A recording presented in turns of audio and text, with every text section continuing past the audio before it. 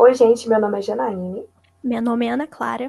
Nós vamos falar um pouco com vocês sobre a condução térmica. Alguém aí sabe por que o cabo de madeira aquece bem menos que o cabo de metal quando acendemos o fogo? Pois é, vamos entender isso daqui a pouco. A condução térmica é uma das três formas de propagação de calor. Lembrando que calor é uma energia que é transmitida de um ponto a outro entre dois corpos devido à diferença de temperatura. A condução térmica ocorre devido à colisão dos átomos, que vibram com uma certa intensidade de acordo com a temperatura. Ou seja, quanto maior a temperatura, maior o nível de agitação das moléculas, permitindo a transferência de energia cinética para os átomos vizinhos. Essa energia transferida de um átomo a outro é a propagação de calor, conhecida como condução. Ela ocorre em todos os estados físicos, porém é mais comum no estado sólido pela disposição dos átomos. Um exemplo bem simples de condução térmica é o aquecimento do cabo de uma panela.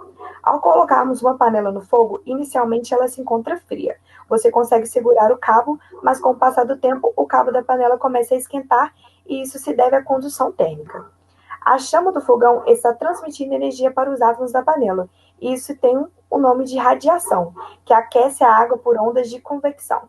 Ou seja, quando a parte de baixo da água se aquece, fica menos densa, invertendo a posição com a água fria, e dessa forma aquecendo toda a água e a panela por meio da condução, transferindo energia de um átomo a outro até chegar no cabo. Vocês lembram do exemplo que dei dos dois cabos antes, de madeira e de metal? Pois é, a madeira é um péssimo condutor térmico e por isso não se aquece tanto como o cabo de metal. Veremos sobre os bons condutores térmicos já já.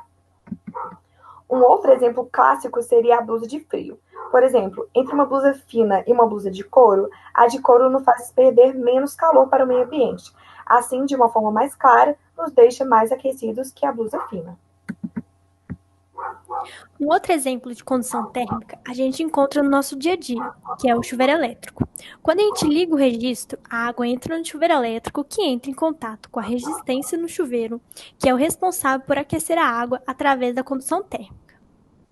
Essa transferência de calor se dá pela transformação de energia elétrica em térmica. Lembrando que não é só a condução térmica que acontece dentro do chuveiro.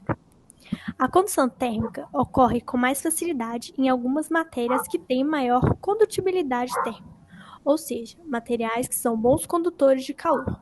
No geral, são aqueles que possuem elétrons livres que estão fracamente ligados aos núcleos atômicos, chamados de elétrons de condução, por conduzirem energia com mais facilidade, como os metais, o alumínio, o cobre, o ouro, o aço, o latão.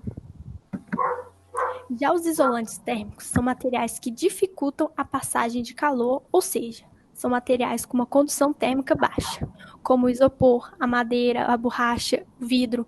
Isso explica o exemplo que foi dado no início, porque o cabo da madeira aquece menos que o cabo de metal, porque a madeira é um péssimo condutor térmico. A quantidade de calor que é transferida no interior de um material é chamado de fluxo de calor.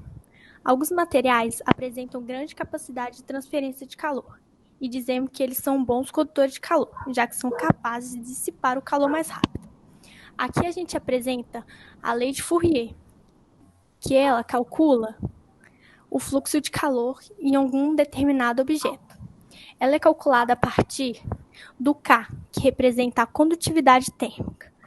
A condutividade térmica é particular de cada material. Essa grandeza diferencia os materiais de acordo com a sua capacidade de conduzir calor.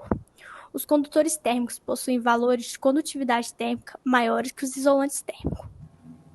O A representa a área do material.